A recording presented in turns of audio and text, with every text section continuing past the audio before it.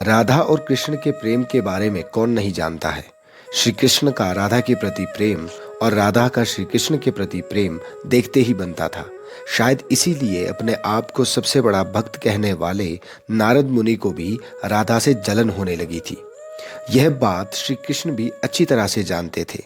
एक दिन राधा के बारे में बात करने के लिए नारद मुनि श्री कृष्ण के पास आए। यह बात श्री कृष्ण को पता चल गई थी। जैसे ही नारद मुनि वहां पहुंचे तो श्री कृष्ण अपना सिर पकड़कर बैठ गए। नारद मुनि ने श्री कृष्ण से पूछा कि क्या हुआ प्रभु, आप ऐसे अपने सिर को पकड़कर क्यों बैठे हैं। तो श्री कृष्ण ने कहा, हे नारद, मेरा सिर दर्द कर रहा है। नारद मुनि ने पूछा कि प्रभु, इसको दूर करने का क्या उपाय है। तब श्री कृष्ण ने कहा, अगर मैं अपने सबसे बड़े भक्त का चरणामृत पी लूं तो इसे दूर किया जा सकता है। तब नारद मुनि सोचने लगे कि सबसे बड़ा भक्त तो मैं ही हूं, लेकिन अगर मैं प्रभु को अपना चरणामृत दूंगा तो मुझे नरक जितना पाप लगेगा और मैं प्रभु को अपना चरणामृत नहीं दे सकता हूं। कुछ देर सोच विचार करने के बाद उनके मन में राधा का विचार आया और वे सोचने लगे कि लोग राधा को भी तो प्रभु का सबसे बड़ा भक्त मानते हैं, इसलिए क्यों ना उनके पास जाकर पूछा जाए।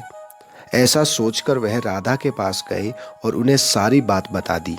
राधा ने जैसे ही इस बात को सुना, एक बर्तन में अपने पैर धोकर चरणामृत नारद मुनि को देते हुए कहा कि हे मुनिराज, मुझे नहीं पता है कि उनकी कितनी बड़ी भक्त हूं मैं, लेकिन मुझे यह पता है कि श्री कृष्ण को अपना चरणामृत देने से मुझे नरक में जाने जितना पाप लगेगा और मुझे नरक जितनी यातना सहन करनी पड़ेगी।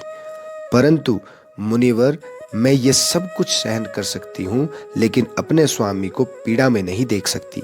यह चरणामृत लेकर आप उन्हें दे दें।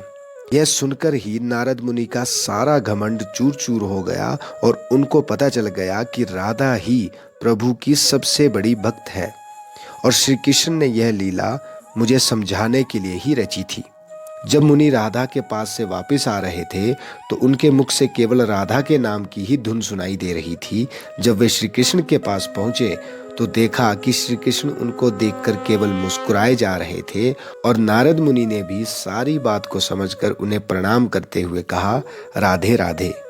तो मित्रों, भक्ति का अर्थ सिर्फ नाम का जाप करना नहीं है, बल्कि भगवान की शिक्षाओं का आचरण और प्राणियों की सेवाओं का भाव भी भक्ति ही कहलाता है। जय श्री कृष्ण।